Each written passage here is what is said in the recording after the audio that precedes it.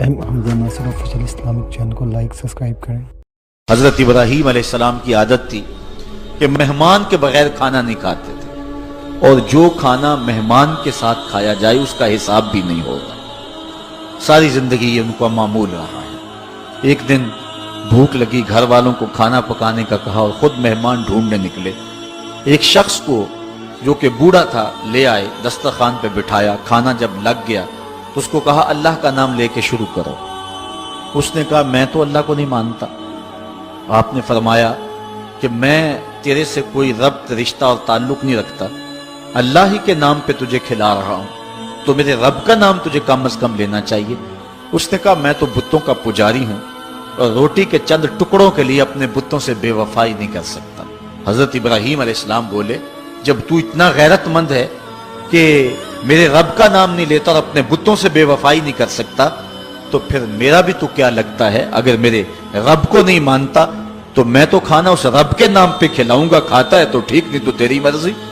وہ حضرت ابراہیم علیہ السلام کے دسترخوان سے اٹھ کے چلتا بنا، وہ گیا تو جبریل امین حاضر ہو گئے، سلام دیا، سندیسہ سنایا۔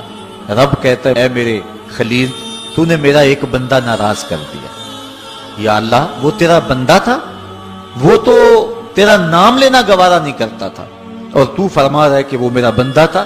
ارشاد ہوا ابراہیم بتاؤ اس کی عمر کتنی ہوگی؟ یا اللہ 80 سال کے قریب ہوگی۔ کہا اتنا عرصہ ہو گیا نا میں اس کو رزق دے رہا ہوں، تم ایک دن نہیں کھلا سکے؟ اب حضرت ابراہیم اس کو ڈھونڈ رہے ہیں، وہ دور پہاڑ پہ جا چکا ہے۔ اس کے قریب پہنچے، کہا میاں کھانا ٹھنڈا ہو رہا ہے، جلدی آؤ۔ اس نے کہا ایک شرط ہے، تمہارے رب کا نام نہیں لوں گا۔ کہا نہ لینا آؤ۔ تو کہنے لگا لہجے میں اتنا گداز، اتنی نرمی کیسے آ گئی؟ تم تو کہتے تھے رب کے نام کے علاوہ کھلاؤں گا نہیں۔ کہا کہ اسی رب کا ہی تو پیغام آیا ہے کہ میں بھی اس کو دے رہا ہوں۔ اس نے کہا اگر تیرا رب اتنا اچھا ہے تو کھانا بعد میں کھائیں گے، پہلے اس کا غلام بنا لے مجھ کو۔ تو وہ رب ہے سب کا، ہمارا حق ہے کہ ہم اس کی پوجا کریں۔ تو اللہ تعالیٰ جل شانہ نے ارشاد فرمایا یا ایھا الناس اعبدوا ربکم، اپنے رب کی عبادت کرو۔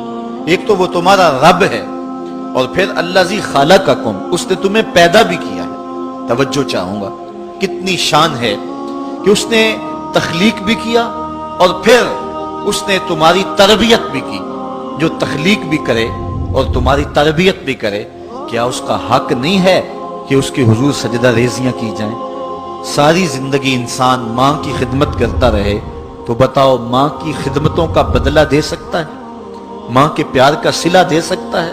تو انسان جتنی مرضی خدمت کر کے ماں باپ کو راضی کرنے کی کوشش کرے وہ تو راضی ہوتے ہیں، بلکہ نالائق اولاد کے لیے ماں باپ کی دعائیں اور زیادہ ہوتی ہیں۔ تو انسان ان کی خدمت کا حق نہیں دے سکتا۔ ماں باپ کے اتنے حق کیوں ہیں؟ اس لیے کہ ماں نے بیٹے کو جنم دیا، جس نے جنم دیا ہے اس کے اتنے حق ہیں، تو جس رب نے خلق کیا ہے اس کے کتنے حق ہوں گے؟